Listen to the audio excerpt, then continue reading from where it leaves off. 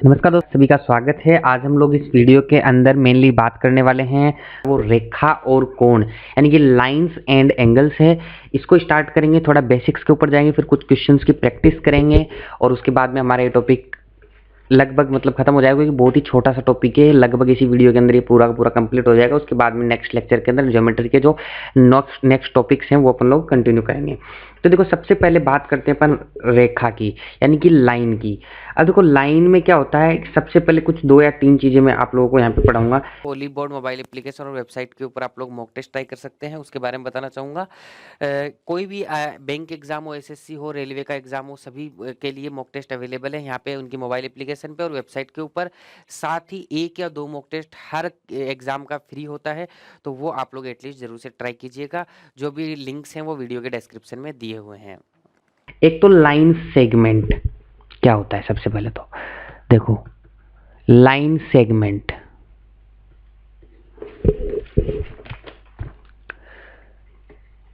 हिंदी में भी बोलता जाऊंगा, साथ साथ में नोट कर लीजिएगा, रेखाखंड। ठीक है, रेखाखंड क्या होता है कि निश्चित लंबाई की, निश्चित लेंथ की एक रेखा होती है जो दोनों तरफ से आगे नहीं बढ़ा सकती है। इसको रेखाखंड बोलते हैं, यानी दोनों तरफ से उसको रोक दिया गया है कि ये पी क्यू ही रेखा है, ये इसकी जो लेंथ है, जो लंबाई है, वो यहाँ पे फिक्स होती है, तो उसको लाइन सेगमेंट बोल देते हैं अपन, रेखाखंड बोल देते हैं। इसके बाद में आता है एक रे, जिसको हिंदी में बोलते हैं किरण। ज्यादा काम की में नहीं आएगा ये क्वेश्चंस के अंदर, लेकिन फिर भी जानकारी होनी चाहिए, क्योंकि जब एक तरफ से रेखाखंड को अपन आगे बढ़ाने के लिए छोड़ देते हैं, जैसे तीर का निशान लगा दिया एक साइड में, ठीक है, क्यूपी, यानी कि रेखाखंड को एक साइड से आगे बढ़ा सकते हैं अपन लोग, तो उसको रे बोल देते हैं। यानी कि राइट साइड से या लेफ्ट साइड से उसको अनंत तक आप लोग बढ़ा सकते हो। ये जो तीर का निशान लगा है, जो एरो का निशान लगा है, इससे आप इसको कितनी भी, इसकी लंबाई कितनी भी इस साइड के अंदर इंक्रीज कर सकते हो। ठीक है, इसके बाद में आपका आता है, रेखाखंड हो गया, रे हो गया। इसके बाद में आता है आपका रेखा, यानी कि लाइन। ठीक है, लाइन को आप दोनों साइड में कितना भी बढ़ा सकते हो। ये लो, ये P है और ये यहाँ पे Q है। इसको दोनों साइड में, जिधर जिधर एरो के साइन है, दोनों साइड के अंदर किसी भी साइड में कितना भी आगे तक आप लोग ले जा सकते हो। तो ये बेसिक सी चीज हो गई लाइन के बारे में। अब मैं यहाँ पे कुछ इंपॉर्टेंट चीजें आप लोगों के साथ शेयर करने जा रहा हूँ, जो कि आप लोगों को डायरेक्ट एग्जाम में जो क्वेश्चंस आएंगे उनके अंदर यूज आएंगी, तो वो चीजें आप लोग ध्यान से देखते हुए जाइएगा। सबसे पहले आता है आपका कोलिनियर पॉइंट्स, यानी कि संरेखीय बिंदु। ठीक है, तो संरेखीय बिंदु क्या होते हैं, चलिए देखते हैं। कोलिनियर पॉइंट्स, संरेखीय बिंदु। ठीक है, इसमें आपको होता क्या है, अगर 3 से ज्यादा पॉइंट, 3 से ज्यादा पॉइंट्स या बिंदु एक ही रेखा पर स्थित हो, तो वो संरेखीय बिंदु कहलाते हैं। फॉर एग्जाम्पल, एक रेखा है ये, ठीक है, इसी रेखा के ऊपर 1 2 3 पॉइंट ये हैं ए बी सी, तो ये तीनों पॉइंट कोलिनियर पॉइंट हो जाएंगे, यानी संरेखीय बिंदु हो जाएंगे। ठीक है, संरेखीय बिंदु हो जाएंगे। ठीक है दोस्तों, तो यहाँ पे आप लोगों को बस इतना ध्यान रखना है, अगर कहीं पे कोलिनियर पॉइंट बोले एग्जाम के अंदर, क्वेश्चन के अंदर, तो आपको ध्यान रखना है कि तीनों के तीनों पॉइंट एक ही रेखा के ऊपर, एक ही लाइन के ऊपर स्थित होंगे। ठीक है, चलिएगा नेक्स्ट चीज की ओर बढ़ते हैं। नेक्स्ट चीज है आपका संपाती रेखाएं, यानी कौन करंट लाइंस। ठीक है, एक एक चीज जो मैं बोल रहा हूँ ये ध्यान रखिए, क्योंकि जब अपन क्वेश्चन निकालेंगे तो सारी ये चीजें अपने काम में आने वाली हैं। नेक्स्ट आ जाता है आपका संपाती रेखाएं, यानी कि कौन करंट लाइंस।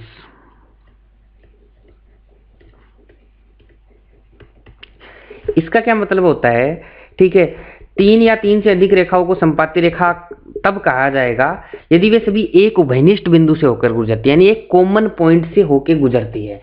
ठीक है, कॉमन पॉइंट से होकर गुजरती है, जैसे कि फॉर एग्जांपल ये एक कॉमन पॉइंट है।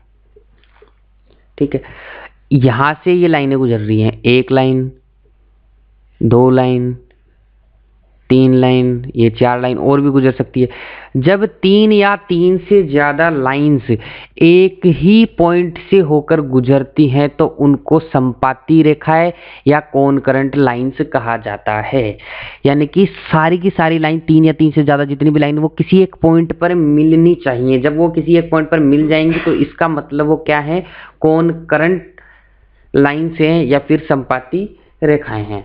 तो इस तरीके से ये आप लोगों को यहाँ पे देखो, अगर मैं फॉर एग्जांपल लेता हूँ तो A B C D P Q R S, मैंने लाइंस का नाम दे दिए।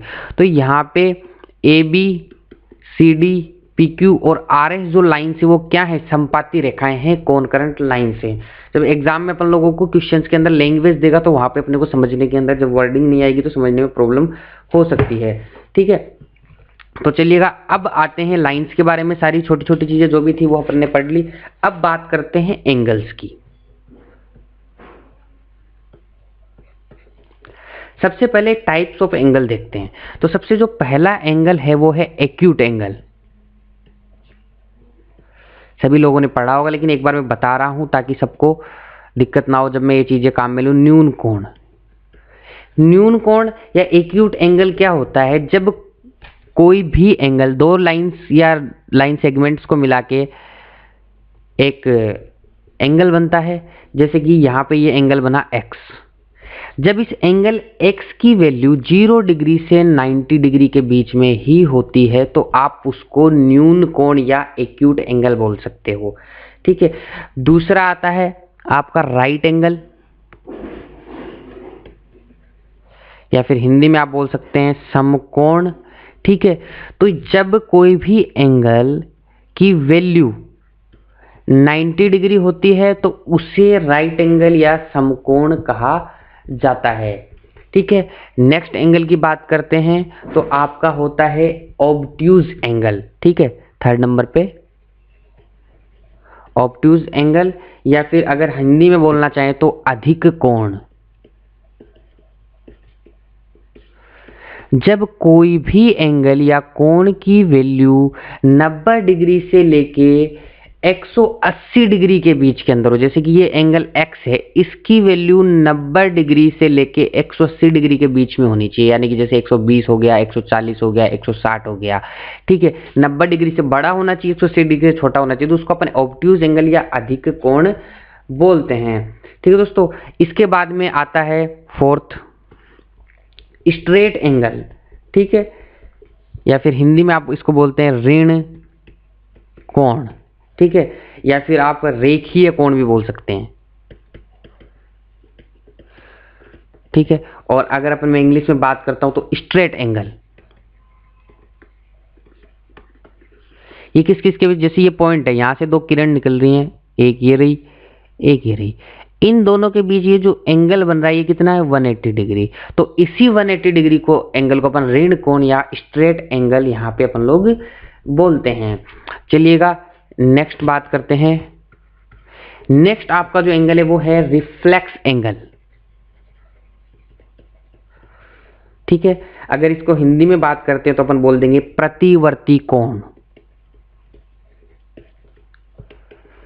जब कोई भी एंगल होता है उसकी वैल्यू 180 डिग्री से लेके, ये वाला एंगल की बात कर रहा हूं मैं, इस एंगल को मैंने जैसे आर नाम दे दिया, तो ये जो आर एंगल है इसकी वैल्यू 180 डिग्री से बड़ी होनी चाहिए और 360 डिग्री से कम होनी चाहिए। जब ऐसी कंडीशन आती है कि कोई भी एंगल की वैल्यू 180 डिग्री से बड़ी हो और 360 डिग्री से कम हो तो वो एंगल रिफ्लेक्स एंगल कहलाता है या फिर प्रतिवर्ती कोण कहलाता है। यहां तक ये होगी बेसिक, एकदम से ही बेसिक चीजें हो गई, लगभग सारे लोगों को ये चीजें पता होंगी। ठीक है, और इनका कई बार एग्जाम्स के अंदर यूज में लिया जाता है। अब डेफिनेटली कुछ चीजों का यूज जो एग्जामिनर हमेशा एग्जाम के अंदर करता है वो कुछ चीजें मैं आप लोगों को यहाँ पे बता रहा हूँ, वो डायरेक्टली अपने क्वेश्चंस के अंदर यूज में आती हैं। तो ये आप लोग लिखते जाना, इनको आप लोग बोल सकते हो इंपॉर्टेंट पॉइंट्स। ठीक है, तो जो आपका पहला इंपॉर्टेंट पॉइंट है आप लोग लिखते जाना कॉम्प्लीमेंट्री एंगल्स, यानी कि पूरक कोण। कॉम्प्लीमेंट्री एंगल्स, और हिंदी में लिखना चाहे तो पूरक कोण। जब भी आपको कोई भी दो एंगल के बारे में बोल देता है कि ये कॉम्प्लीमेंट्री एंगल है या पूरक कोण है, तो इसका मतलब उन दोनों एंगलों का जो सम होगा वो 90 डिग्री होगा। जैसे मैंने बोल दिया एंगल ए और एंगल बी कॉम्प्लीमेंट्री एंगल है, तो उन दोनों का जोड़ क्या होगा, 90 डिग्री होगा। बस ये आपको समझ जाना है, ठीक है। जैसे आपको बोल दिया कि एक एंगल ए और एंगल बी कॉम्प्लीमेंट्री एंगल है, जिसके अंदर एंगल ए की वैल्यू 30 डिग्री है, तो एंगल बी की वैल्यू बताओ। अगर आपको पता होगा एंगल ए और एंगल बी अगर कॉम्प्लीमेंट्री है, उनका सम 90 डिग्री होगा, तो आपको पता चल जाएगा ए की वैल्यू अगर 30 डिग्री है तो बी की वैल्यू ऑटोमेटिकली 60 डिग्री हो जाएगी। तो ये चीज़ डायरेक्ट एग्जाम में, तो ये होता किस तरीके से, डायग्रामेटिकली अगर रिप्रेजेंट करें तो ये इस तरीके से होता है, ठीक है। ये कोई एंगल ए हो गया, ये एंगल बी हो गया, और दोनों की जो वैल्यू का सम होगा एंगल्स का वो 90 डिग्री होगा। तो कहीं पे भी आपको बोल दिया जाए कि दो एंगल 90 डिग्री पे है, तो एक तरीके से कॉम्प्लीमेंट्री एंगल या फिर पूरक कोण है। दूसरी में बात करता हूं समपूरक कोण।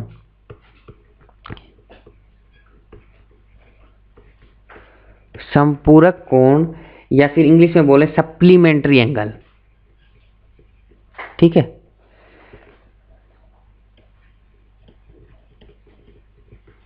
सप्लीमेंट्री एंगल, जब भी आपको कोई भी दो एंगल के बारे में सप्लीमेंट्री एंगल बोल देता है, फॉर एग्जांपल एंगल ए और एंगल सी और एंगल डी सप्लीमेंट्री एंगल है, तो उनका जो सम होगा, एंगल सी और डी के बारे में बात कर रहे हैं, तो वो 180 डिग्री होगा।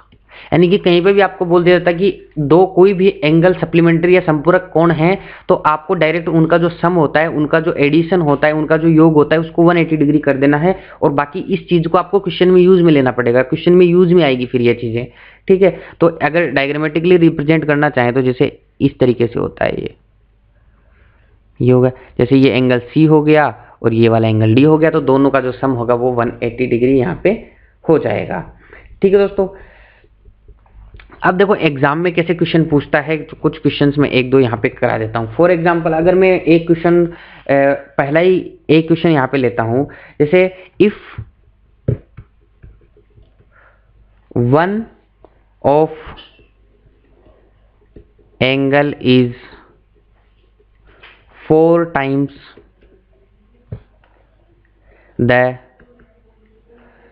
complement of the other angle,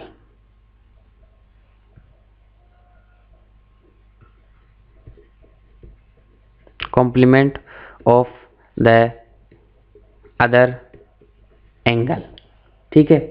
find the angles. Hindi वालों के लिए बोल रहा हूं, यदि कोई कोण इसके पूरक कोण का 4 गुना हो तो कोण ज्ञात कीजिए, ठीक है।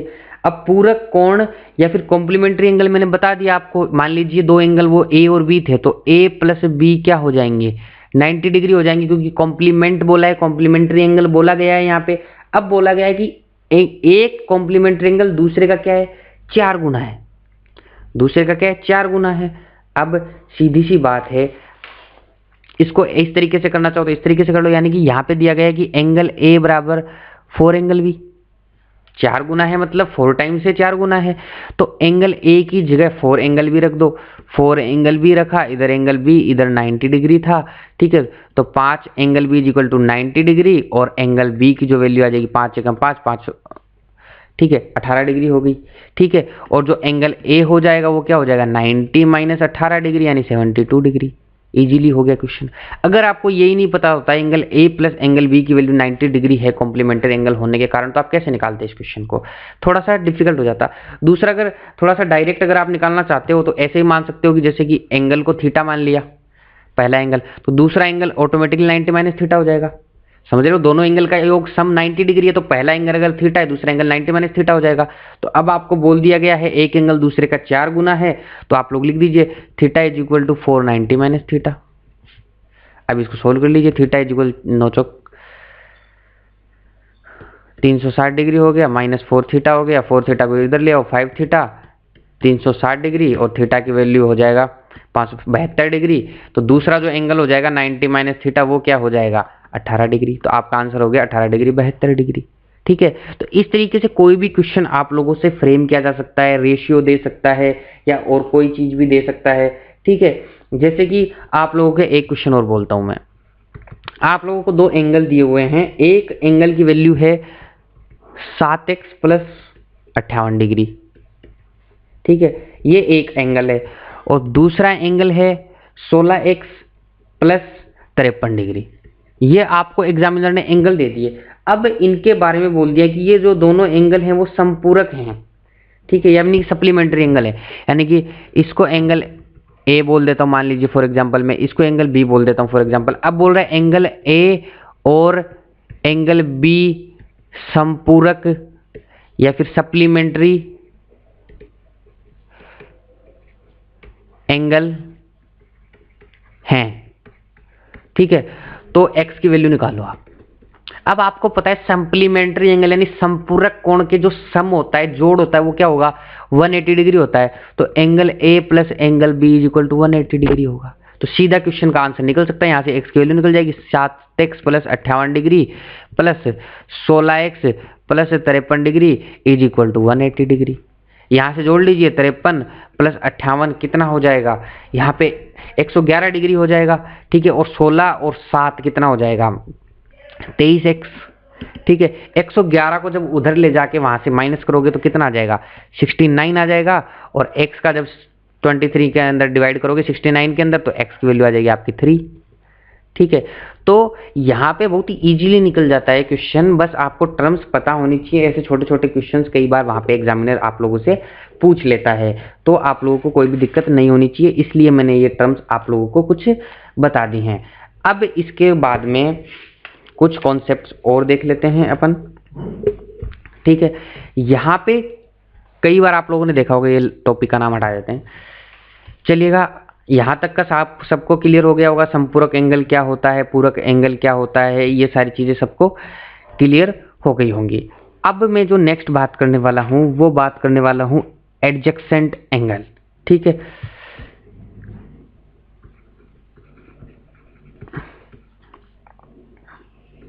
एडजेसेंट एंगल्स, अगर हिंदी में अगर अपन लोग बात करते हैं तो इसको बोलते हैं आसन्न कोण।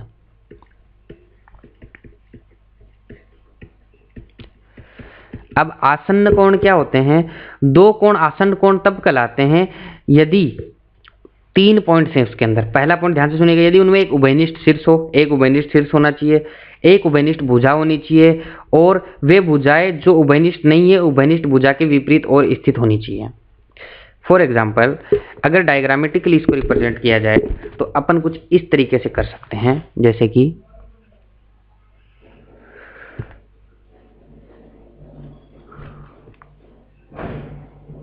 ये कर दिया, ठीक है। अब यहां पे क्या होना चाहिए, 3 होना चाहिए। एक तो कॉमन वर्टेक्स होना चाहिए, यानी कॉमन बिंदु होना चाहिए, कॉमन वर्टेक्स, ठीक है। पहली शर्त तो है कॉमन वर्टेक्स यानी उभयनिष्ठ शीर्ष।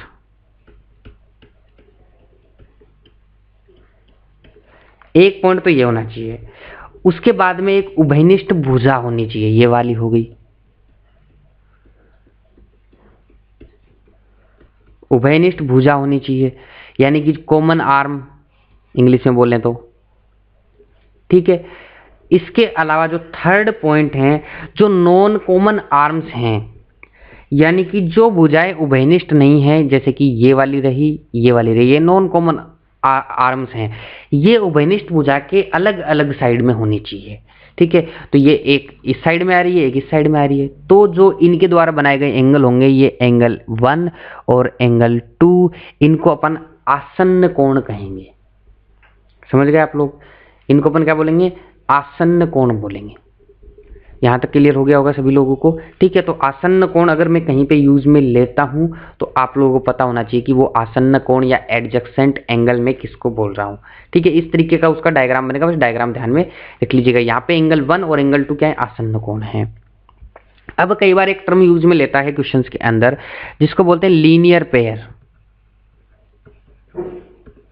ठीक है। लीनियर पेयर या फिर रैखिक युग्म,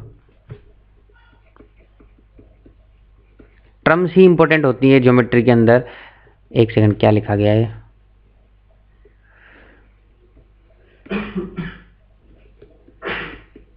ठीक है, ये रैखिक युग्म। अब ये रैखिक युग्म अगर कहीं पे बोल देता है, ठीक है, तो रैखिक युग्म के अंदर जो आप लोगों के आसन्न कोण होते हैं उनका जो योग होता है वो 180 डिग्री होता है। अब आसन्न कोण यही इसको बोल सकता हूँ, नहीं बोल सकता हूँ? देखो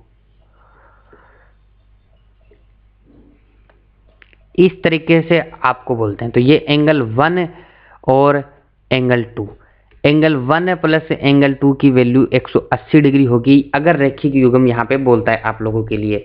ठीक है, रैखिक युग्म के एंगल्स का जो योग होता है वो 180 डिग्री होता है। आसन्न कोणों का योग, एडजेक्टेंट एंगल का योग। 1 और 2 क्या है? एडजेक्टेंट एंगल ही है, आसन्न कोण ही है।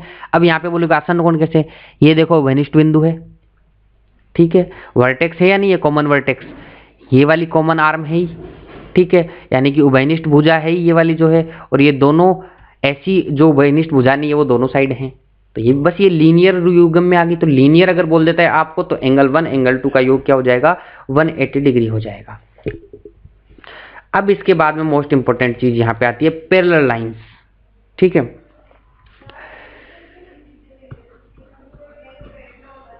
पैरेलल लाइंस, पैरेलल लाइंस किसको बोलते हैं? ठीक है, और पैरेलल लाइन की प्रॉपर्टीज यहाँ पे क्या क्या हो सकती हैं, ठीक है, वो सारी चीजें हमें यहाँ पे पढ़नी है। अब देखिएगा दो ऐसी लाइंस, ठीक है, जैसे कि एक ये हो गई, सीधी बनानी पड़ेगी इसको,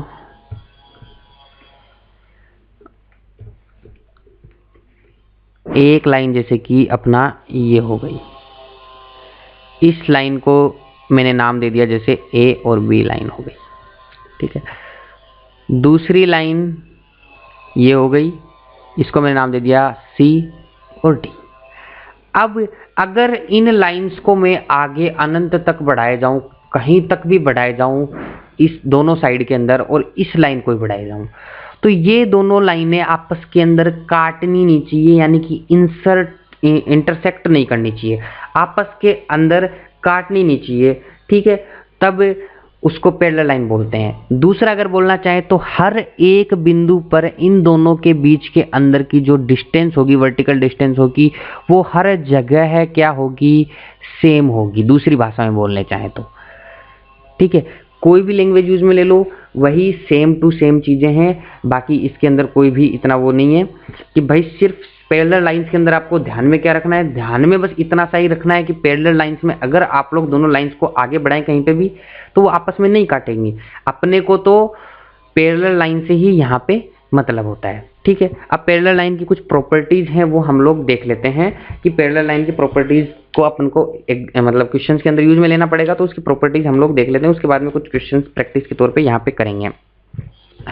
सबसे पहले तो मैं पैरेलल लाइन से पहले एक चीज और बता देता हूँ आप लोगों को, वर्टिकली अपोजिट एंगल सबको पता होगा, वर्टिकली अपोजिट एंगल, या फिर आप बोलना चाहें तो शीर्षाभिमुख कोण। ठीक है, शीर्षाभिमुख कोण ये क्या होते हैं? अगर दो लाइन आपस के अंदर किसी एक पॉइंट के ऊपर काट रही हैं तो उसके अंदर बनने वाले आमने सामने के एंगल, ये वाला एंगल, एंगल 1, एंगल 2 और एंगल 3, एंगल 4, यहाँ पे एंगल 1 एंगल 2 के बराबर होगा और एंगल 3 एंगल 4 के बराबर होगा, तो इसको वर्टिकली अपोजिट एंगल या शीर्षाभिमुख कोण कहते हैं। कोई भी दो लाइन किसी एक कॉमन पॉइंट के ऊपर आपस के अंदर काटती हैं तो वहां पे आमने सामने के एंगल, जैसे एंगल 1 और 2 आमने सामने के एंगल, एंगल 3 और 4 आमने सामने के एंगल है, तो जो आमने सामने के एंगल है या फिर वर्टिकली अपोजिट एंगल है, शीर्षाभिमुख कोण है, वो दोनों क्या होते हैं? बराबर होते हैं। अब अपन आ जाते हैं अपने पैरेलल लाइंस पे। ठीक है, दो पैरेलल लाइंस हैं, एक ये गई, एक ये हो गई। ठीक है, ये दोनों लाइंस तो क्या है? पैरेलल है। इन लाइंस को एक लाइन अगर बीच में काटती है कहीं पे, फॉर एग्जांपल ये काट दिया इसने, जो लाइन इनको काटती है उस लाइन को अपन ट्रांसवर्जल लाइन या फिर तिर्यक रेखा बोलते हैं। हिंदी में अगर बोलते हैं तो तिर्यक रेखा, इंग्लिश में बोलते हैं तो ट्रांसवर्सल लाइन। ठीक है, अब जब ये लाइन काटती है दो पैरेलल लाइंस को, तो यहाँ पे बहुत सारी प्रॉपर्टीज, एंगल की प्रॉपर्टीज यहाँ पे निकल के आती हैं, जो कि क्वेश्चंस के अंदर बार बार में यूज में आती हैं। यहाँ पे मैं सारे एंगल्स लिख रहा हूँ, ठीक है। उसके बाद में अपन उन एंगल्स को देखेंगे, जैसे कि फॉर एग्जाम्पल ये वाला एंगल मैंने 1 लिख दिया, ये वाला एंगल मैंने 2 लिख दिया, ठीक है। ये वाला एंगल मैंने 3 लिख दिया, ये वाला एंगल मैंने 4 लिख दिया, ठीक है। इसी तरीके से मैं सारे एंगल लिख देता हूँ, ताकि जब मैं इनमें रिलेशन बताऊँ आप लोगों को तो कोई दिक्कत नहीं हुई। ये वाला एंगल मैंने 5 लिख दिया, ये वाला मैंने 6 लिख दिया, ठीक है।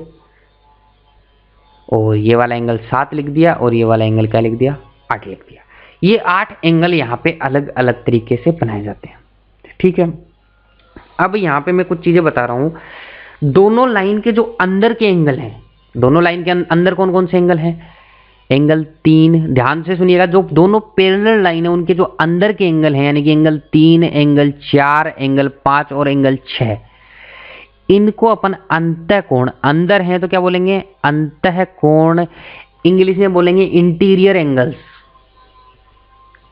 इंटीरियर एंगल्स, ठीक है। और जो बाहर के कोण हैं, बाहर कौन कौन से कोण है देखिएगा, एंगल 1, एंगल 2, एंगल 7 और एंगल 8, ये बाहर के एंगल है, तो इनको क्या बोलेंगे अपन लोग, एक्सटीरियर एंगल या फिर बाह्य कोण, बाह्य कोण या एक्सटीरियर एंगल्स, ठीक है। और इसके अलावा अपन बोलते हैं एकांतर कोण या फिर एक्सटीरियर वो अल्टरनेट इंटीरियर एंगल, ठीक है, अल्टरनेट इंटीरियर एंगल, ठीक है। एकांतर अंतः कोण कौन कौन से होंगे, मैं यहां पे लिख रहा हूं, एकांतर कोण या अल्टरनेट एंगल, अल्टरनेट एंगल।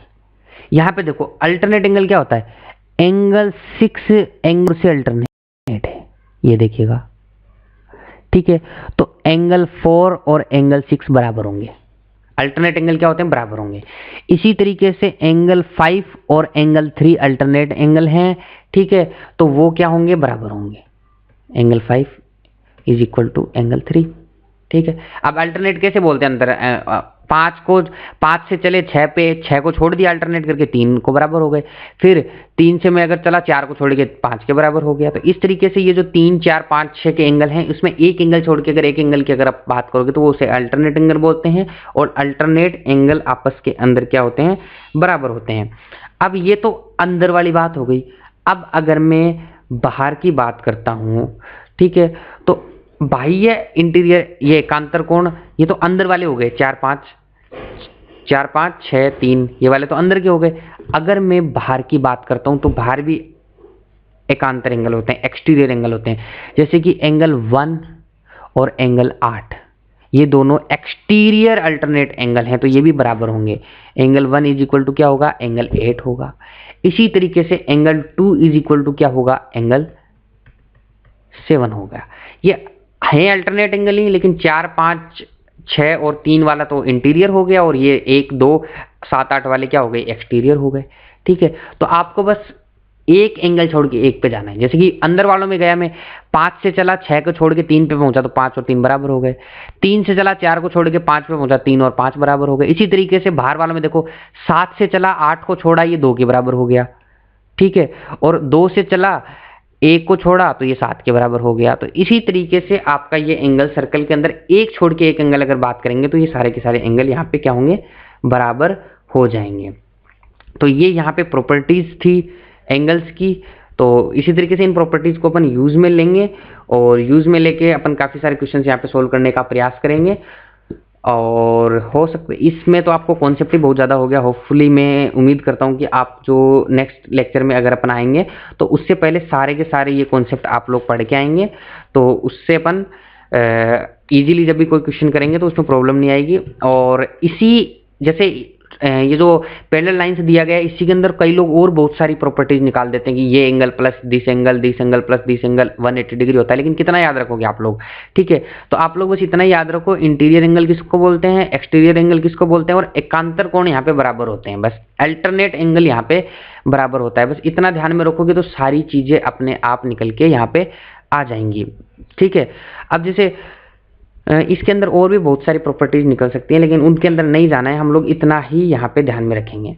ठीक है, क्योंकि अगर मैं और ज़्यादा जाऊँगा डिटेलिंग के अंदर तो बात वही निकल के आएगी, लेकिन आप लोग वहाँ पे कंफ्यूज हो जाएंगे। इन्हीं प्रॉपर्टीज जो मैंने बताई है, अल्टरनेट एंगल और बाकी सारी चीज़ें, इन्हीं से अपन सारे के सारे क्वेश्चंस यहाँ पे सॉल्ट आउट कर लेंगे। और जो अपना शीर्षाभिमुख कोण वर्टिकली अपोजिट एंगल था, उसको भी आप लोगों को क्या करना है, ध्यान में रखना है। सबसे पहले आगे बढ़ने से पहले जो मेन चीज़ यहाँ पे यूज में होने वाली है अपने सारे क्वेश्चंस के अंदर, उसके लिए मैं आप लोगों को पैरेलल लाइंस और जो एक दो रूल मैंने बताए थे फटाफट 2 मिनट के अंदर रिवीजन करा देता हूँ। ये देखिएगा, मैंने ये बताया था 2 लाइंस ऐसे अगर आपस में काटती है तो उसके जो शीर्षाभिमुख कोण होते हैं, ठीक है, वर्टिकल अपोजिट एंगल्स जो होते हैं, वर्टिकल अपोजिट एंगल या शीर्षाभिमुख कोण जो होते हैं वो बराबर होते हैं। यानी कि यहाँ पे एंगल 1, 2 और 3, 4 में एंगल 1, 2 के बराबर होगा, एंगल 3 एंगल 4 के बराबर होगा। ये मैंने बता दिया था आप लोगों को। इसके अलावा अगर अपन बात करते हैं, ये 2 यहाँ पे पैरेलल लाइंस हैं। ठीक है, अगर इनको एक तिर्यक रेखा काटती है, ठीक है, तो उस वहां पे बनने वाले जितने भी इंटीरियर और एक्सटीरियर एंगल्स के अंदर क्या क्या प्रॉपर्टीज थी वो मैं बात करूंगा यहाँ पे। तो यहाँ पे अपन मेनली बात करते हैं, तो हम अपन ने देखा था कि ये जो हमने उस टाइम पे लिखे थे 1, 2 और 7 और 8, ये वाले एंगल कौन से एंगल है, एक्सटीरियर एंगल है, यानी कि बाह्य कोण है। और जो अंदर जो एंगल में लिखने वाला हूं अभी, एंगल 3, एंगल 4, ठीक है, दिस एंगल 5 और दिस एंगल 6, ये 3, 4, 5, 6 ये वाले जो एंगल हैं ये इंटीरियर एंगल है, यानी कि अंतः कोण है। इसके अलावा अपन ने अल्टरनेट एंगल्स की बात की थी। अल्टरनेट एंगल से मैंने आपको बताया था एंगल 1 एंगल 8 के बराबर होगा, एक्सटीरियर अल्टरनेट एंगल यानी कि बाह्य एकांतर कोण, ठीक है, एंगल 1 एंगल 8 के बराबर होगा। जैसे कि ये वाला बाह्य कोण में ये 8 से चले, 2 छोड़ दिया, 1 बराबर हो गया। इसी तरीके से एंगल जो 2 होगा वो एंगल 7 के बराबर होगा। ठीक है, ये तो एक्सटीरियर अल्टरनेट एंगल हो गए। अगर इंटीरियर एक्सटर्नल एंगल की मैं बात करता हूं तो ये जो एंगल 6 है ये एंगल 4 के बराबर होगा। ठीक है, और ये जो एंगल 5 है वो एंगल 3 के बराबर होगा। यहां तक मैंने आप लोगों को सारा का सारा करा दिया था। इसके अलावा देखो दोस्तों, अगर इन्हीं प्रॉपर्टीज को अगर मैं काम में लेता हूं तो यहां से कुछ प्रॉपर्टीज निकल के आती है जो मैं डायरेक्ट आप लोगों से को बताना चाहता हूं। देखिएगा, जैसे अपन ने याद करने का तरीका रखा कि अल्टरनेट एंगल का मतलब है एक एंगल छोड़ के एक एंगल, या तो अंदर का या बाहर का, उसी तरीके से याद करा है। जैसे आपको एग्जाम में पता चला ये वाला 6 वाला एंगल है, तो आपको देखना है कि 6 के बाद 3 को छोड़ दिया 4 के बराबर हो गया, तो इसका मतलब अल्टरनेट एंगल हो गया इंटीरियर के अंदर। अब इसी तरीके से ये जो एंगल 6 है वो 2 के बराबर होगा। यानी कि ये जो तिर्यक रेखा है इसके एक ही साइड के अंदर या तो ऊपर ही ऊपर के एंगल, यानी कि देखो एंगल 6 और एंगल 2 ऊपर ऊपर के एंगल है एक ही साइड के, ठीक है, या नीचे नीचे के एंगल, एंगल 8 और एंगल 3। इसी तरीके से एंगल 5 और एंगल 1, ठीक है, एंगल 7 और एंगल 4, ये भी आपस के अंदर बराबर होते हैं। इनको बोलते हैं संगत कोण यानी कोरेस्पॉन्डिंग एंगल्स। ध्यान में रखिएगा, क्या बोलते हैं, संगत कोण, संगत कोण, कोरेस्पॉन्डिंग एंगल्स। ठीक है, इनको संगत कोण बोलते हैं। संगत कोण का मतलब सिंपल सा, आप एकांतर कोण में जैसे एक एंगल छोड़ के एक एंगल रखा, वैसे ही आप याद रखो कि तिर्यक रेखा के ये जो लाइन आपकी दी गई है इसके जो दोनों पैरेलल लाइंस को काटती है, इस लाइन के एक तरफ के नीचे नीचे के एंगल और ऊपर ऊपर के एंगल आपस में बराबर होते हैं। नीचे नीचे के एंगल जैसे क्या हो गए, एंगल 2 और 6 ऊपर ऊपर के एंगल हो गए, एंगल 5 और एंगल 1 दूसरी साइड के ऊपर के एंगल हो गए। इसी तरीके से एंगल 7 और एंगल 4 नीचे नीचे के एंगल हो गए, और एंगल 3 और 8 भी नीचे नीचे के एंगल हो गए। यानी एक ही साइड के दोनों ऊपर के या दोनों नीचे नीचे के एंगल आपस के अंदर क्या होते हैं, बराबर होते हैं, जिनको कोरेस्पॉन्डिंग एंगल्स अपन लोग बोलते हैं। अब देखिएगा दोस्तों, यहां पे मैं बात करता हूं अगर एंगल 3 और 4 की, तो यहां 180 डिग्री बन रहा है, सबको दिख रहा है, दिख रहा है ना सबको। एंगल 3 और एंगल 4 को अगर मैं जोड़ता हूं तो 180 डिग्री बनता है। अब देखिएगा, क्या एंगल 4 एंगल 6 के बराबर नहीं है, तो मैं एंगल 6 लिख सकता हूं। तो एंगल 3 प्लस एंगल 6 क्या हो गए, 180 डिग्री हो गए। इसका मतलब ये हो गया कि लाइन के एक साइड के इंटीरियर एंगल्स का योग 180 डिग्री होता है, याद रखना है। इसी तरीके से एंगल, ठीक है, एंगल 5 और एंगल 6 को मैं क्या लिख सकता हूँ, 180 डिग्री लिख सकता हूँ, नहीं लिख सकता हूँ, लिख सकता हूँ। ठीक है, अब ये एंगल 6 क्या 4 के बराबर नहीं है, एंगल 6 देखो 4 के बराबर है। ठीक है, तो एंगल 5 प्लस एंगल 4 हो गया 180 डिग्री। ठीक है, तो इसी तरीके से अंतः कोण एक ही लाइन के एक साइड का जिनका जो योग होता है, एंगल्स का जो सम होता है, वो 180 डिग्री यहाँ पे होता है। ठीक है, जैसे जैसे क्वेश्चंस करेंगे ये प्रॉपर्टीज आप लोगों को धीरे धीरे याद होती जाएंगी। और इसी तरीके से अपन देखो कुछ क्वेश्चंस कर लेते हैं जिस टाइप के एग्जाम्स के अंदर अक्सर क्वेश्चंस पूछे जाते हैं। तो यहाँ पे मैं सिर्फ डायग्राम बना रहा हूँ, लैंग्वेज में नहीं पूछेगा, आपको एग्जाम के अंदर डायग्राम दिया होगा, लैंग्वेज भी दी होगी, लेकिन लैंग्वेज को आपको कुछ नहीं करना है, लैंग्वेज से आपको बस एंगल वगैरह निकाल के लिखने होते हैं, और वो भी ऑलरेडी वो एग्जाम के अंदर लिख के देता है। जैसे कि यहाँ पे आप लोगों को दिया गया है, ये इस तरीके का एक डायग्राम दे दिया गया है, काफी बार आप लोगों ने ऐसा क्वेश्चन देखा होगा एग्जाम्स वगैरह के अंदर। ठीक है, अब यहाँ पे आपको इन पॉइंट्स के नाम दे देगा, ये O पॉइंट है, ये P पॉइंट है, ये Q पॉइंट है, इसी तरीके से ये R है और ये S पॉइंट है। यहाँ पे आप लोगों को एंगल दे दिया कि ये वाला जो एंगल है वो 130 डिग्री है। ठीक है, 130 डिग्री है। ठीक है, और अंदर से अगर मैं इस एंगल की बात करूं तो ये वाला एंगल 40 डिग्री है।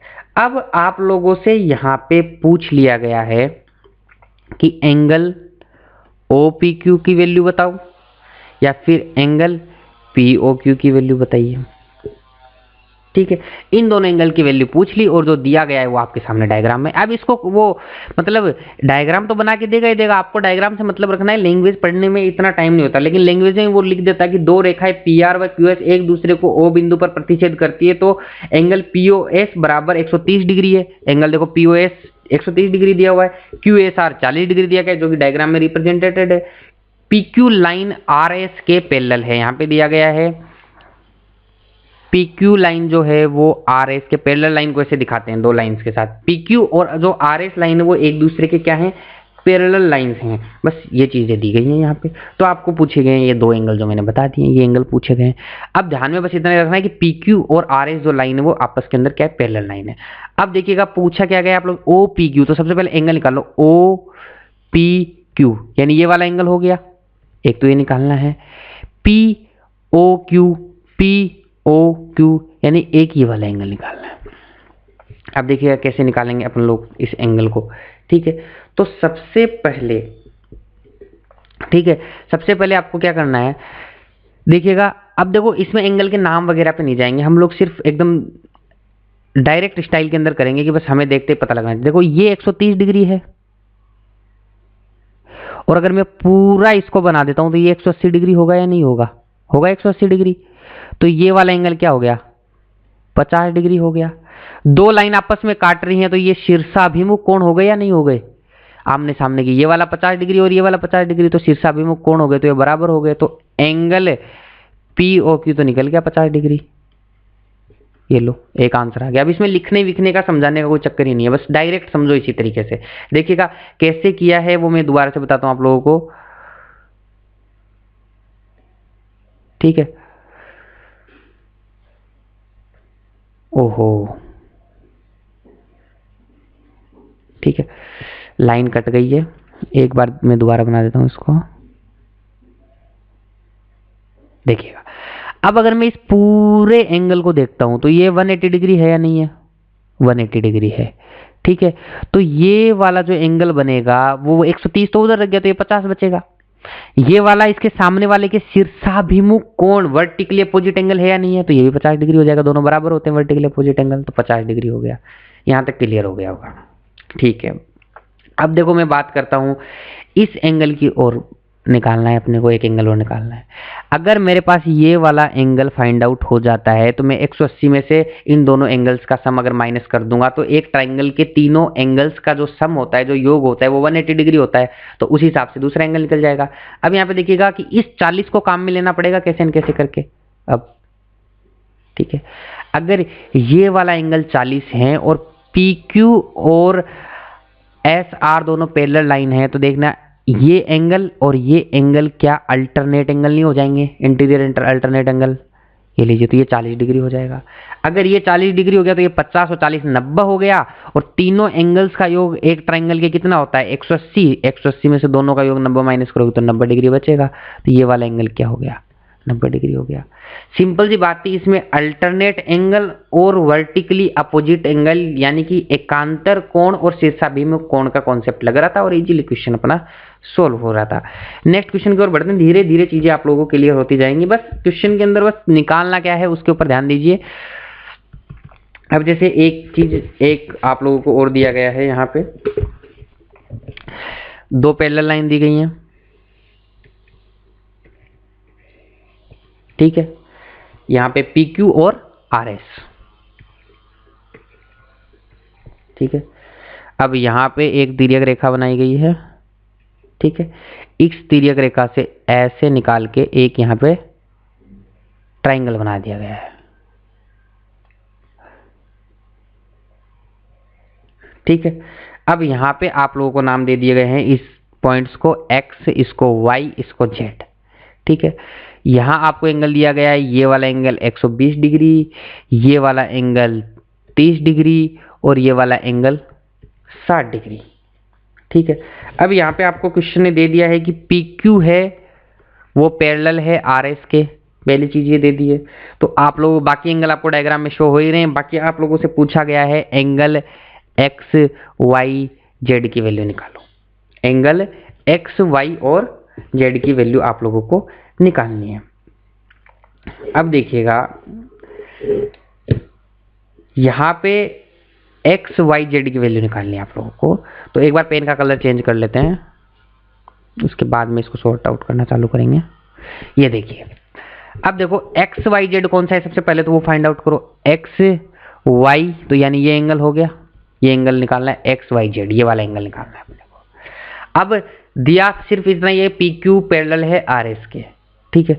अब देखो सबसे पहली चीज तो ये निकल गई अपनी कि ये जो तीनों एंगल्स होते हैं ना, ये तीनों एंगल, ये 120, ये और ये बीच में मिलाते हुए तीनों एंगल कितने होते हैं, 180 होते हैं। तो इधर वाला ये 120 है, ये 30 है, तो दोनों मिला के 150 हो गए। तो बीच में कितना बचेगा, 30 बचेगा, नहीं बचेगा। 180 में से 150 को माइनस करेंगे, ठीक है। तो एक एंगल ये निकल गया मेरे पास में, ठीक है। अब देखो ये दोनों लाइंस क्या हैं, पैरेलल लाइंस हैं, ठीक है। ये वाला एंगल 120 है, तो ये वाला एंगल क्या, पूरा का पूरा एंगल एकांतर कोण नहीं है, अल्टरनेट एंगल नहीं है। तो ये पूरा जो एंगल जो मैंने रेड में लिखा है इसका 120 हो जाएगा।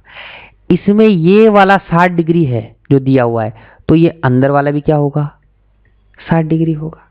अब देखो एक ट्राइंगल के अंदर 3 एंगल हैं, ये देखो ऐसे बन गया। अब ये वाला जो ट्राइंगल है ना, मैं अलग से निकाल के बना रहा हूँ। इसमें ये वाला एंगल हमने 30 डिग्री निकाल लिया, ये वाला एंगल हमने 60 डिग्री निकाल लिया, ठीक है। अब किसी भी ट्राइंगल, किसी भी त्रिभुज के तीनों कोणों का योग कितना होता है, 180 डिग्री होता है। तो मान लीजिए इस एंगल को 1, इस एंगल को 2, इस एंगल को 3 में बोलता हूं, तो angle 1 plus angle 2 plus angle 3 क्या होगा, 180 डिग्री होगा। वैसे लिखने की जरूरत नहीं है ये, लेकिन फिर भी एक बार समझा देता हूं। एंगल 1 की वैल्यू 30 है, एंगल 2 की वैल्यू 60 है, तो एंगल 3 की वैल्यू निकालो। तो उधर जाके 90 माइनस होगा, तो एंगल 3 क्या आ गया, 90 डिग्री। तो यहाँ पे जो आपकी वैल्यू आ जाएगी वो 90 डिग्री आंसर। अब इसके अंदर एंगल वगैरह लिख लिख के करोगे तो वो अपने को 10th 12th के बोर्ड की कॉपी में तो लिखना नहीं है कि हमें मार्क्स मिलेंगे। हमें तो डायरेक्ट क्वेश्चन को देखना है और आंसर निकालना है, इसीलिए मैं उसी तरीके से आप लोगों को बता रहा हूँ, ठीक है।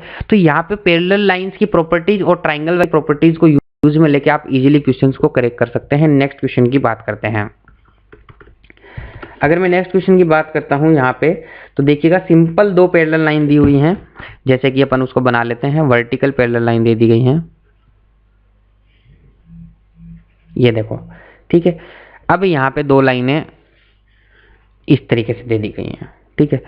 यहाँ पे आपको एक एंगल दिया गया है जिसको x डिग्री बोला गया है, यहाँ पे एक एंगल है जिसको 75 डिग्री बोला गया है, ठीक है। और ये वाला जो एंगल है इसको 130 डिग्री बोला गया है, ठीक है। बाकी सारा यहाँ पे ये जो है इनको नाम दे देता हूँ मैं। जैसे ये लाइन हो गई AB, ये लाइन हो गई CD, ठीक है। बाकी इसको EF, इधर जो इंटरसेक्ट पॉइंट है इनको EF दे दिया नाम, और इधर इसको दे दिया EFG, और इसको दे दिया H, और ये वाला जो पॉइंट है इसको दे दिया Q, ठीक है।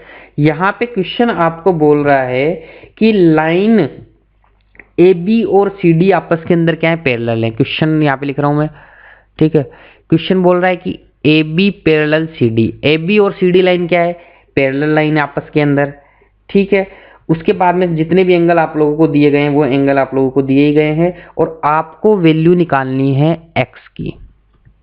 ये जो एंगल दिया गया है इसकी वैल्यू निकालनी है। कैसे निकालोगे? एक बार पेन का कलर, पॉइंटर का कलर चेंज करना पड़ेगा बार बार आज के लेक्चर में, सॉरी,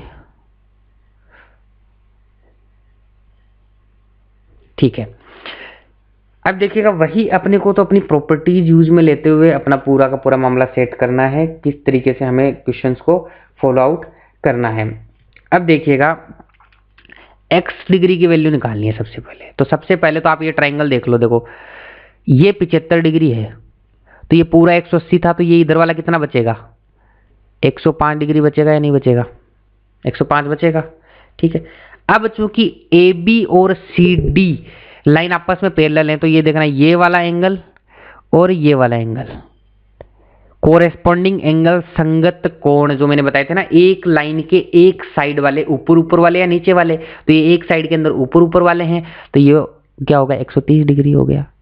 तो इधर ये बचा हुआ पूरा 180 होगा, तो ये बचा हुआ एंगल क्या हो जाएगा? 50 डिग्री हो जाएगा। अब ये जो पूरा ट्राइंगल है ना आपका, ये जो मैं इस कलर से कर रहा हूं, इस ट्राइंगल में देखना आप, हमें दो एंगल पता है, तीसरा निकालना है, तो 180 में से माइनस कर दो 180, क्योंकि तीनों ट्राइंगल के तीनों एंगल्स का जो योग है, जो सम होता है वो 180 होता है, दोनों का 155 माइनस कर दो इसमें से, तो जो आई की वैल्यू आ जाएगी 25 डिग्री, तो एक्स की वैल्यू क्या आ गई आपकी? 25 डिग्री आ गई। सिंपल एकदम से।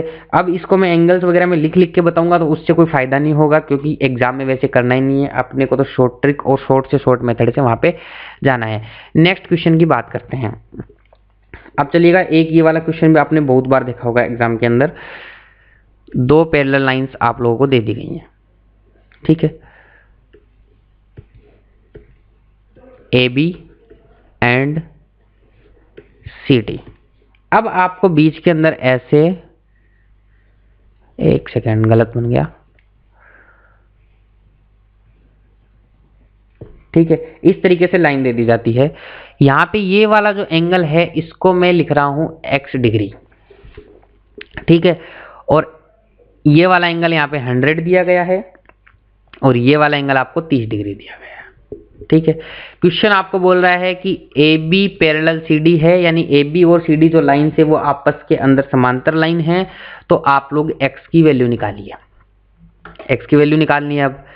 अब देखिए, वही सारी प्रॉपर्टीज वही है, बस आपकी अप्रोच ऐसी होनी चाहिए कि मैं इस x तक पहुंचूं कैसे। अब यहाँ पे कुछ भी ऐसा दिखाई नहीं दे रहा है कि यार कैसे इस x तक पहुंचे, तो यहाँ पे देखो बीच में ये वाला जो पॉइंट है ना, इस पॉइंट को मानते हुए मैं एक पैरेलल लाइन खींच देता हूँ।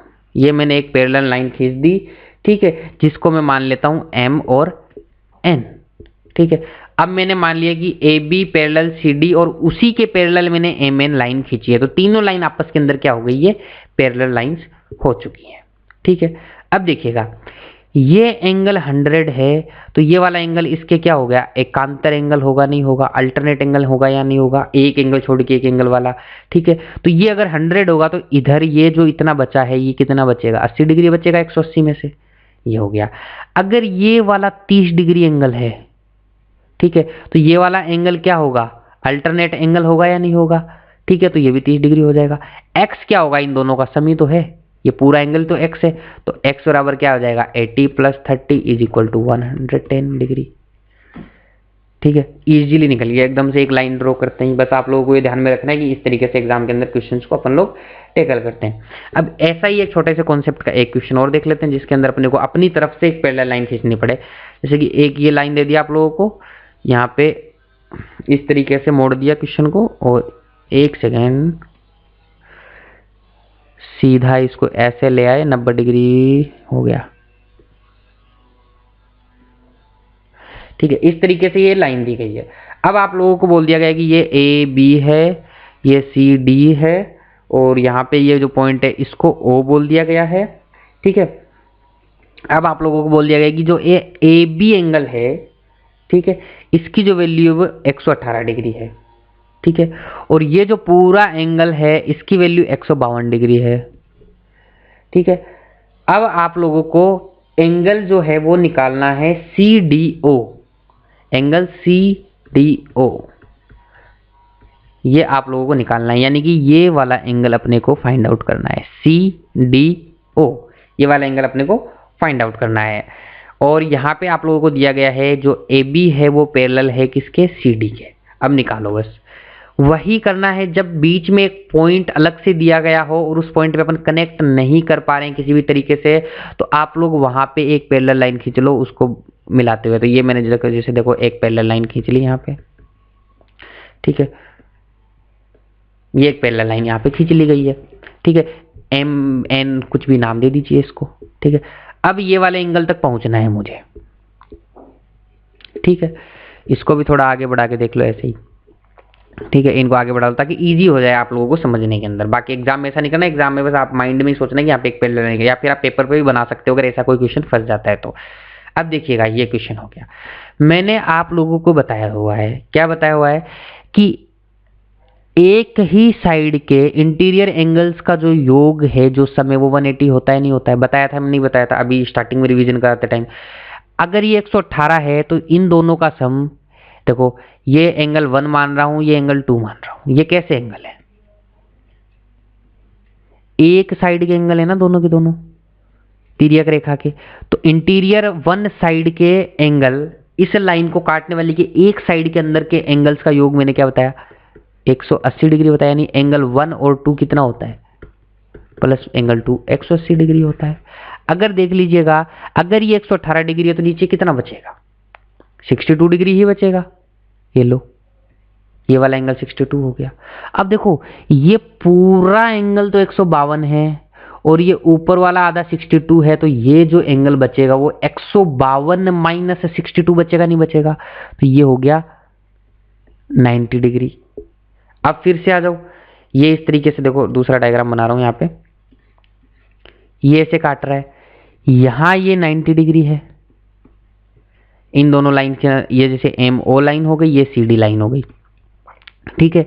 अब ये 90 डिग्री है तो ये वाला एंगल और ये वाला एंगल भी तो इंटीरियर एंगल ही है। एक साइड के इंटीरियर एंगल का फिर से योग कितना है, 180 डिग्री। तो ये 90 है तो नीचे वाला कितना बचेगा, 90 बचेगा। तो इसकी वैल्यू आ गई 90 डिग्री, आपका आंसर हो गया। बस एग्जाम में ज्यादा कुछ लिखना विखना नहीं है, बस डायरेक्ट इसी तरीके से अपने को सॉर्ट आउट करनी है प्रॉब्लम्स को। चलिएगा नेक्स्ट क्वेश्चन की ओर बढ़ते हैं, ठीक है। अब देखिएगा नेक्स्ट कुछ क्वेश्चन कर लेते हैं जिसके अंदर ट्राइंगल वगैरह आते हो अंदर और भी ज्यादा, तो ऐसा कोई क्वेश्चन कर लेते हैं अभी अपन, ठीक है। एक क्वेश्चन और कई बार पूछ लिया जाता है जिसमें 4 पैरेलल लाइन दी गई होती है, पहले उसको देख लेते हैं अपन लोग। जैसे कि फॉर एग्जांपल किस तरीके से देखते हैं क्वेश्चन, और सॉरी, एक पैरेलल लाइन ये हो गई, ठीक है, और जो दूसरी पैरेलल लाइन है वो सही क्यों नहीं बन रही, दूसरी पैरेलल लाइन ये हो गई, दोनों को पैरेलल मान के चलना है, ऐसे मत बोला सर पैरेलल नहीं है, और 2 पैरेलल लाइन ये हो गई,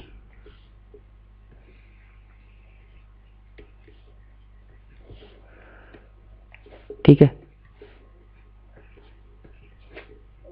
इस तरीके का आप लोगों को डायग्राम एग्जाम के अंदर दिखाई देगा। तो यहाँ पे 4 पैरेलल लाइन है, इनको नाम दे दीजिए कुछ भी, इसको दे दीजिए PQ, नीचे वाले को दे दीजिए RS,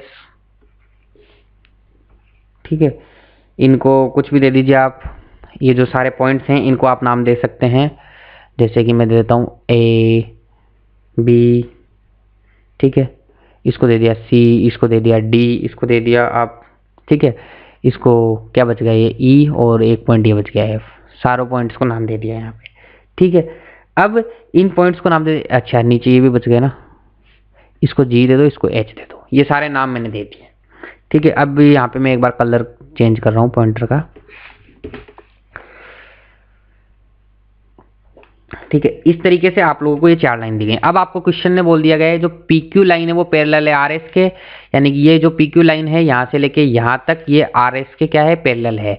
इसी तरीके से आपको दे दिया गया है AG जो लाइन है वो पैरेलल है EH के, ठीक है।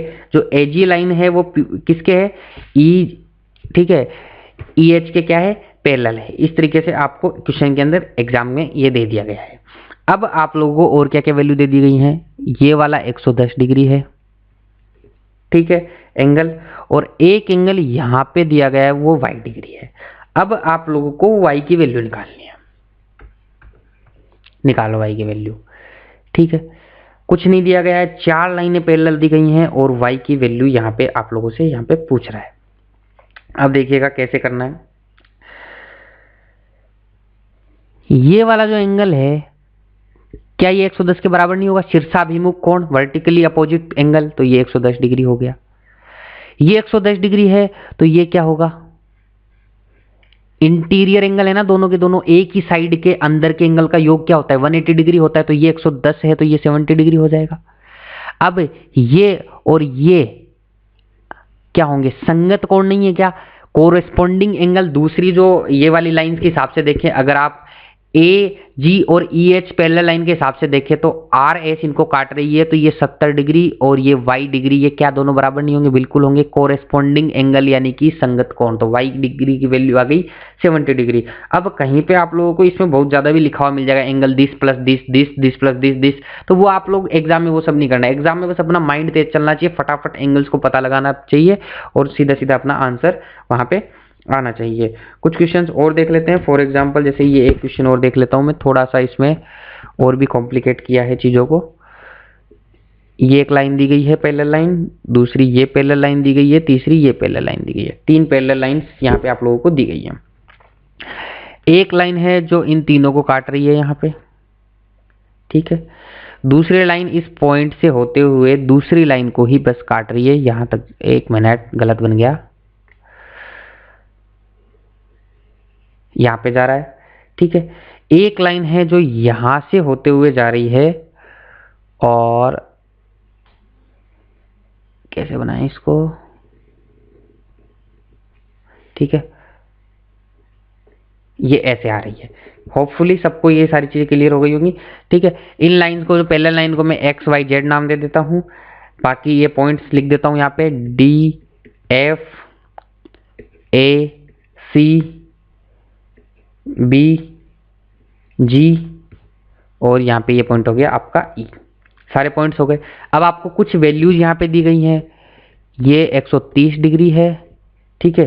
साथ साथ में बना लेना आप लोग भी सभी, ताकि जब भी रिवीजन करो तो दिक्कत नहीं है। ये 70 डिग्री है, ये वाला 40 डिग्री है। इस तरीके से आप लोगों को दिया गया है, ठीक है। क्वेश्चन आपको क्या बोल रहा है कि क्वेश्चन आपको बोल रहा है कि x समांतर y समांतर z, यानी कि ये जो तीनों लाइंस हैं वो आपस के अंदर पैरेलल हैं, x y z, यानी ये वाली लाइन, ये वाली लाइन, ये वाली लाइन आपस में पैरेलल हैं। तो आपको किसकी वैल्यू बतानी है? आपको बतानी है एंगल ए, एक second, angle A E B की वैल्यू आप लोगों को बतानी है। तो एक बार पॉइंटर का कलर चेंज कर लेता हूं, फिर क्वेश्चन को अपन लोग टैकल करते हैं। एंगल ए ई बी की वैल्यू निकालनी है। एंगल ए ई बी कौन सा है? सबसे पहले तो निकालो एंगल ए ई बी, यानी ये वाला एंगल है। इस एंगल की वैल्यू निकालनी है। इसको मैं मान लेता हूं एक्स, तो एक्स की वैल्यू निकालनी है फॉर एग्जाम्पल अपने को, ठीक है।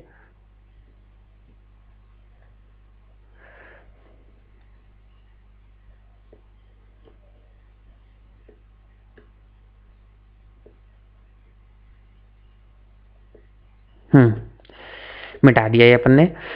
अब देखिएगा x की वैल्यू यहाँ पे आप लोगों को निकालनी है, ये जो एंगल दिए हुए हैं उनकी मदद से, ठीक है। अब यहाँ पे कुछ चीज़ों का मैं यूज में लूँगा, जैसे कि यही पैरेलल का जो अपना कॉन्सेप्ट होता है, ठीक है। अब आप देखना, ये वाला जो एंगल 130 है, आप लोगों को 130 एंगल दिया गया है ना, ठीक है। और ये वाला एंगल, क्या इन दोनों एंगल जिसको मैंने अभी डार्क किया है, ठीक है, क्या इन दोनों एंगल का योग 180 डिग्री नहीं होगा? क्योंकि तिर्यक रेखा के एक ही साइड के अंदर कोण है, तो ये 130 डिग्री है, तो ये वाला 50 बन जाएगा, नहीं बन जाएगा? बन गया भाई 50, ठीक है, बन गया ना, 50 डिग्री बन गया, ठीक है।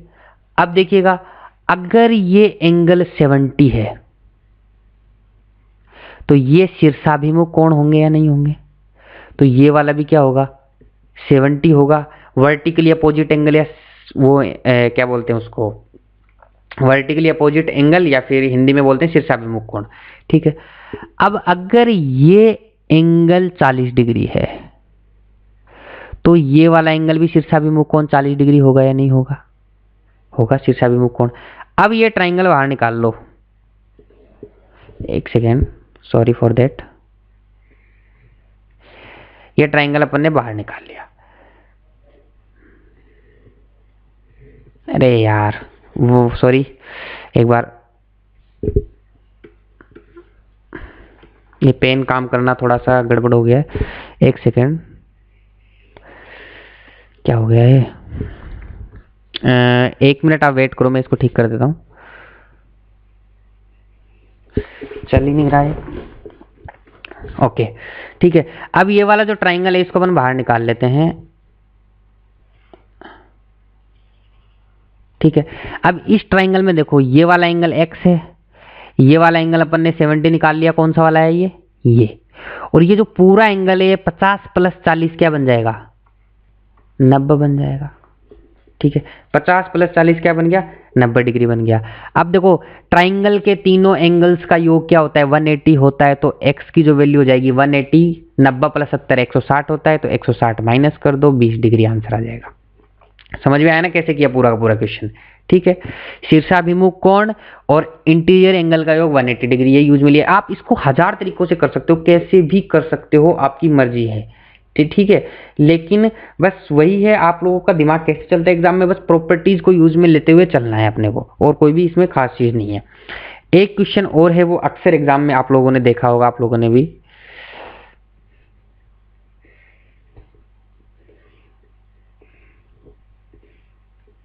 ठीक है, ऐसा क्वेश्चन आप लोगों ने जरूर देखा होगा एग्जाम्स के अंदर। इसको नाम दे देते हैं ABC, यहाँ पे D, E, F और G। ठीक है, आप लोगों से कुछ एंगल दिए गए हैं, सिंपल क्वेश्चन है, ज्यादा कोई वो वाला नहीं है कि भाई इसके अंदर कुछ पैरेलल वैरेलल का सीन लग रहा है, वो क्वेश्चन नहीं है, बस बेसिक क्वेश्चन है। यहाँ पे आपको 62 डिग्री दिया गया है, यहाँ पे आपको 76 डिग्री दिया गया है, और इधर आपको ये वाला 58 डिग्री दिया गया है। इसके बाद में मैं बात करता हूं तो यहाँ पे आपको दिया गया है 66 डिग्री। ठीक है, अब आप लोगों से पूछा गया है कि एंगल FGE की वैल्यू निकालो। ठीक है, यानी कि FGE एंगल कौन सा है आपका?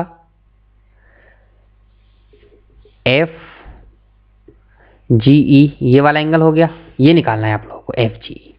अब देखिएगा किस तरीके से अपन निकालते हैं। ठीक है,